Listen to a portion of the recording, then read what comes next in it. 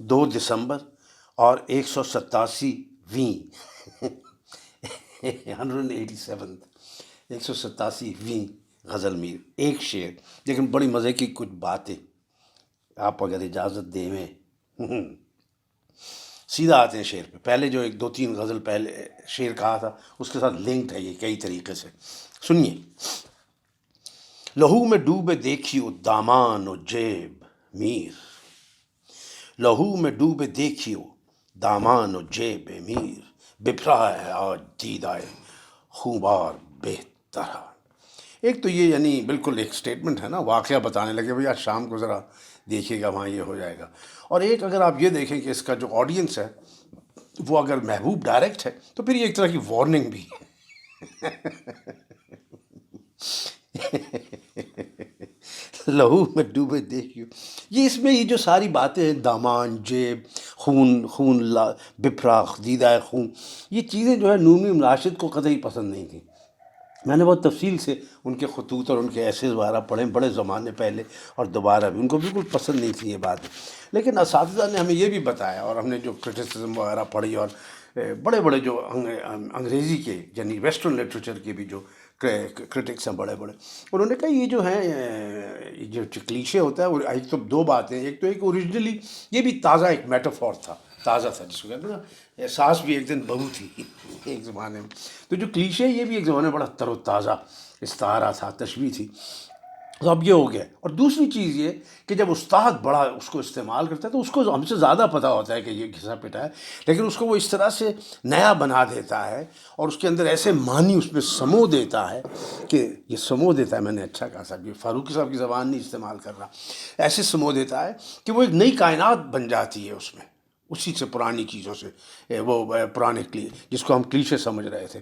جیسے وہ میں اس کو بڑا مثال کے طور پہ استعمال کرتا ہوں، شاید پہلے بھی آپ کو ایک دو مرتبہ سنا چکا ہوں، کہ جیسے اس نے کہا جی ہونٹ جو ہیں وہ یاقوت کی طرح لال ہیں، تو آپ کہہ دیے یاقوت کی طرح لال ہیں، وہ کہ چلو یار tell me some thing new, تو میر کہتا ہے کہ چمک یاقوت کی چلتی ہے، چلتی ہے اتنی دور کاہے کو اچمبا ہے، چلتی کے ساتھ اچمبا کا چے ملایا آلٹریشن کے لیے، اچمبا ہے نظر بازوں، نئی ترکیب، نظر بازوں کو، کونوں سے اس کو، ان ہونٹوں کی لالی کا، اور چلتی ہے اتنی دور کاہے کو، بھئی واہ واہ واہ۔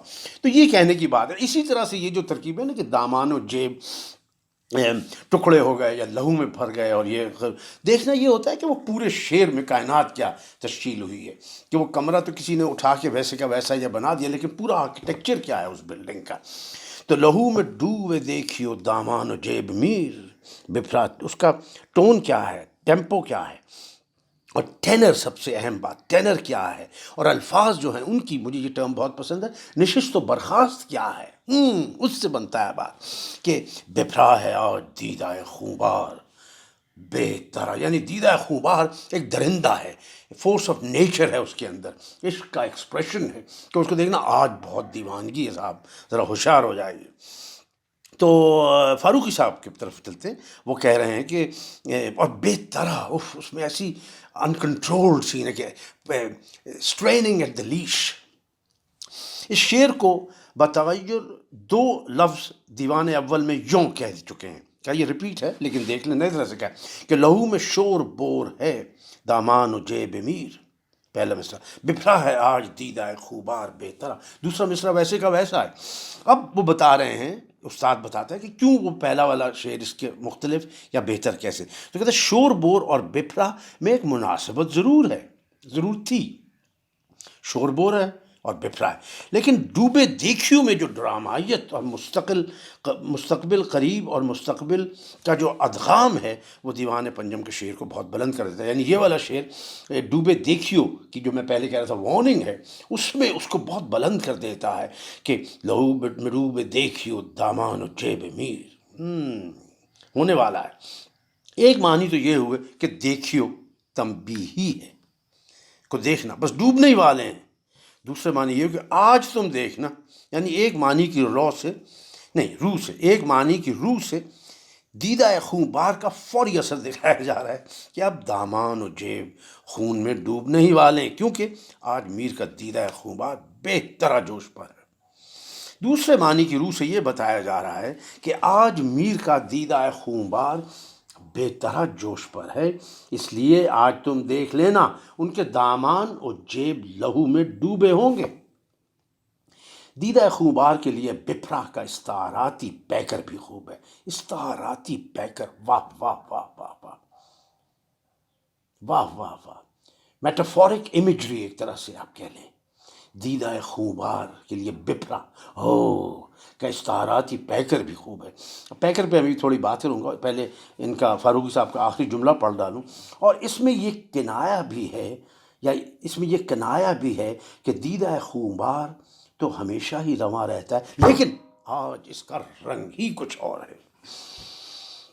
واہ واہ۔ اب یہ پیکر کا جو ہے قصہ، اس میں ایک چیز ذہن میں ہمیں رکھنی بڑی یوزفل رہتی ہے کہ تخلیقی زبان جو ہے، ایک جگہ اور فاروقی صاحب نے بتایا، یہ میرے سامنے نہیں ہے، پہ 4 چیزیں بہت اہم ہیں، یعنی ان سے یہ عبارت ہے کہ تشبیہ، پیکر، استعارہ اور علامت۔ وی آل نو دیٹ، سمبلزم، میٹافور، سملی اور پیکر۔ اب پیکر جو ہے وہ میرے خیال سے اس کا کچھ اور ہونا چاہیے تھا معنی۔ پیکر میں ایسے لگتا ہے پیکر مجھے کہ ایک چیز جو ہے وہ فروزن ہے، سالڈ ہے۔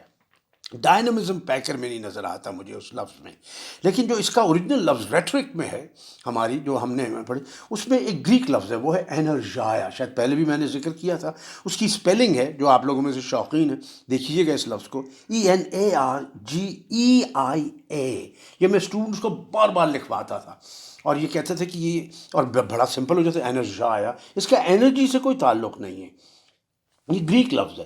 اور اس میں جو ہم نے پڑھا، اس میں یہ کہ جو آرٹسٹ پلان، یعنی ناول وغیرہ میں بھی ہو سکتا ہے یہ، کہ جو امیج ڈسکرائب ہو رہا ہے اس میں پیلپیبلٹی کتنی ہے، ویوڈنس کتنی ہے۔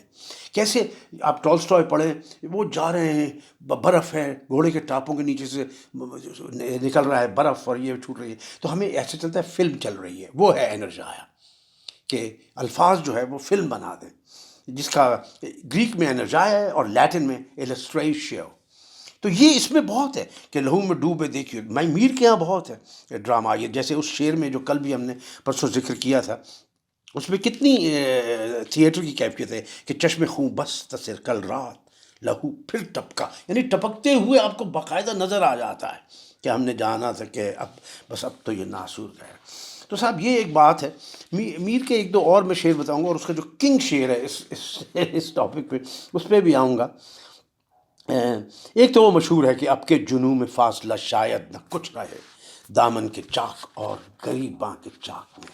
اب ہے تو وہی کلیشے، دامن اور غریباں، لیکن دیکھیے کہاں سے کہاں بات پہنچ گئی ہے۔ واہ واہ واہ واہ واہ۔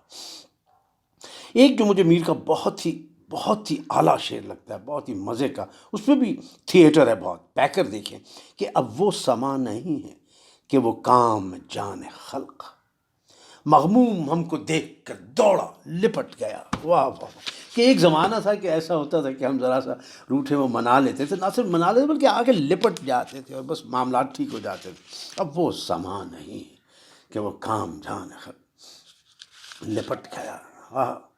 اس کا دوسرا مصرع اس وقت مجھے یاد نہیں آیا، ابھی سناتا ہوں، وہ بھی بڑا اعلیٰ مصرع ہے۔ واہ واہ۔ لیکن ایک دو اور میں آپ کو شعر کے بتایا کہ دل نہ پہنچا گوشائے داماں تلک، میر کا یہ کہ دل نہ پہنچا گوشائے داماں تلک، قطرہ خون تھا مژہ پہ جم رہا، ہائے ہائے مژہ پہ جم رہا۔ واہ واہ واہ واہ واہ واہ۔ ایک صوفی صاحب کا شعر ہے اس پہ، جو کہ خاصا ٹھیک ٹھاک شعر ہے جناب، مجھے بہت پسند آیا، آپ کو بھی سنائے دیتا ہوں کہ جنوں نے لاکھ کیا چاک جیب و داماں کو، یہ راز عشق مگر آشکار ہو نہ سکا۔ اچھا کہا صاحب۔ ہاں، ایک اور میر صاحب کا شعر ہے جیب و داماں پہ کہ کام کیا تھا جیب و داماں سے مجھے پیش اس جنوں، کام کیا تھا جیب و داماں سے مجھے پیش اس جنوں، سینہ چاکی اپنی میں بیٹھا کیا کرتا تھا رات۔ ایک دھیما پن ہے یہ، اتنا بڑا ہمیں سینہ چاکی میں کیا کرتا تھا، ٹھیک ہے۔ ایک اور صاحب تھے، ہم نے تو پہلی دفعہ نام سنا تھا ان کا، کسی نے بتایا، بخش لائل پوری صاحب، لیکن شعر صاحب یہ کوئی برا نہیں، اچھا نکالا کہ دیدہ بے رنگ میں خوں رنگ منظر رکھ لیے، دیدہ اس میں خوں کے رنگ میں دیکھ رہا تھا کہ دیدائے بے رنگ میں خوں رنگ منظر رکھ لیے، ہم نے اس دشت تپاں میں بھی سمندر رکھ دیے۔ کوئی اتنا بڑا شعر نہیں، لیکن بہرحال آپ کو آخری شعر سنا رہا ہوں میر کا، اس سے آگے کا کیا کوئی شعر ہوگا صاحب۔ واہ واہ واہ واہ، جیب و داماں پہ اس مجھے بہت ہی پسند ہے۔ دیکھیں، دامان و جیب دونوں ہوئے ٹکڑے ایک جا۔ دامان، یہ شعر میں نے چوز اس لیے کیا تھا کہ یہ شعر پڑھنے کا مجھے موقع مل جائے۔ دامان و جیب جب آیا تو کہتے کہ دامان و جیب دونوں ہوئے ٹکڑے ایک جا، اب کہ یہ کام ہاتھ سے میرے سمٹ گیا۔ واہ واہ واہ واہ، اس میں ایڈیشنل جو خوبصورتی ہے بتانے کی ضرورت نہیں ہے، آپ لوگ خوب جانتے ہیں کہ اگر محاورہ جو ہے سکہ بند محاورہ آپ مصرعے میں اپنے شعر میں ویسے کا ویسے ڈال کے ایک نیا معنی، اس میں ایک وٹ بھی آ جاتی ہے۔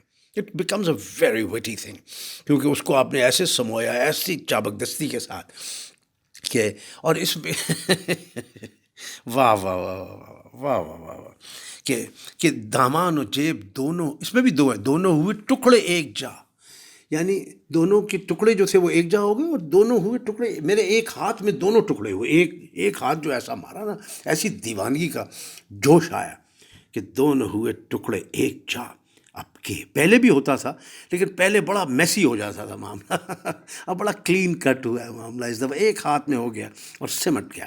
ہمارے گھر میں یہ محاورہ بہت ہوتا ہے کہ کام سمٹ گیا، کوئی ہمارے گھر میں نیاز وغیرہ ہوتی ہے، 21 رمضان فلانا، میری ماں ضرور کہتی چلو کام بخیر و خوبی سمٹ گیا، اور ہاتھوں سے، اب کہ یہ کام ہاتھ سے میرے سمٹ گیا۔ میر صاحب کہاں سے کہاں کس بات کو ملایا صاحب، بس اس پہ میں بس کرتا ہوں، اس سے آگے کوئی بات نہیں ہو سکتی، باقی پھر ہوگا۔